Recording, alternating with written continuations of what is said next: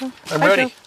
Joe is, he came home today and he had actually picked some arbutus seeds. Well, they're actually berries. Berries. So our native tree on our island, the broadleaf evergreen, is Arbutus Berries or Pacific madrone.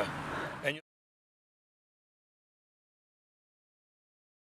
you take the seeds at this time of the year. So it's the end of October right now. Yeah. Here in our, well, this time of the year. It's autumn.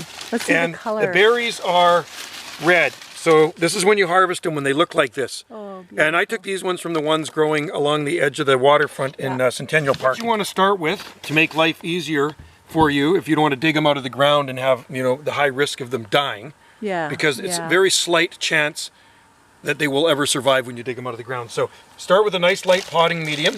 So I'm using some Pro Mix HP with a little bit of potting soil. So you can see the perlite in there. This is high porosity.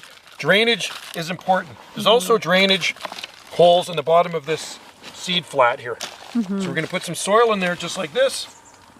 Remember, this time of the year is the time to do it. So these berries, I'm going to sprinkle. Kind of, we're mid-October right now. It's not, it's 19th of October. Yeah. So we're getting close to late October, right? It's kind of fall and the leaves are changing. I filled up the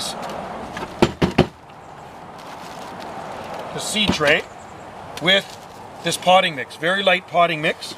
And then I'm going to take these berries, just like this. Nice. And you're going to take these berries and you're going to sprinkle them on top of the mix, just like that. So pretty. Aren't they beautiful? Some people make jewelry out of these. You actually have jewelry. necklace. You have a necklace made out of these. They dry them and they make really cool jewelry. The girl that did it picked the berries at different times of the year, so they all were different colors. She actually harvested in the same trees where I've harvested these from in Ganges. You sprinkle some berries on top. I'm going to put a whole bunch on top of here. Yeah. Right? That's kind of how you do your palms. That's how you do the palms, except I mix it right through. So sit them on top of there. Yeah. Pray the birds don't peck them off. I might put another tray on top of it. Are you going to put them in the greenhouse? I could put them in the greenhouse. Yeah. Cold. The cold greenhouse, like a cold frame almost. Because what you want these things to go through cold stratification. Right. So they want to go through a freeze in the winter time.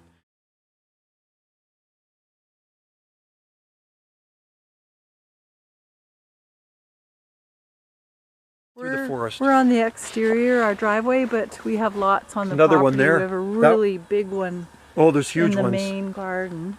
Oh, huge ones. We have lots. Oh yeah, there's probably a dozen on our property. More than a dozen on our property. Big ones. So, anyway. They get that nice rust bark, but they get the twisted. I mean, this is a. They're a very one. tropical looking tree. They remind a lot of people of eucalyptus, but they're not related. They're actually in the heather family. Yeah. And then what's happening when they get the chilling effect, stratifies these seeds, and next spring, probably even June, late spring, you may see seedlings emerging in these flats. Yeah. And then what you do once the seedlings emerge, you leave them and let them grow on in these pots, individual pots, till they come root bound. Yeah. And then what you can do, I'm going to cut these off, and you can just slide the pots off without disturbing the roots, and plant them in very fast draining soil. How long? Like 2 years? Yeah, you might leave them in there, even 3 maybe. years? Yeah, they grow pretty fast. So like a couple of years, maybe a year and a half, 2 years. Yeah. And then when they're root bound, you can slide them off the pots and plant it at your location. Throw some inside, maybe up here. Palms.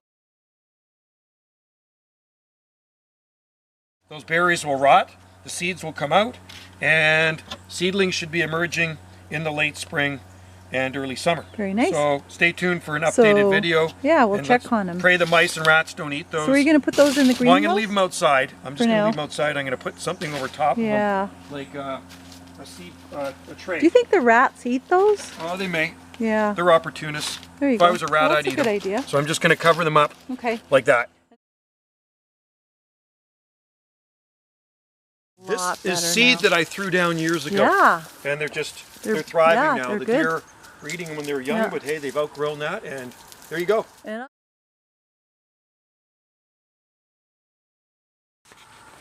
Okay, here we are in our, upper garden.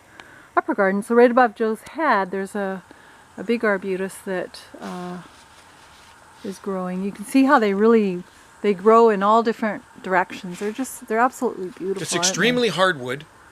Really, really hard wood. We burn it in our fireplace. It's good firewood too. But this is a pretty big one. And there's also another one here. Yeah, they're beautiful.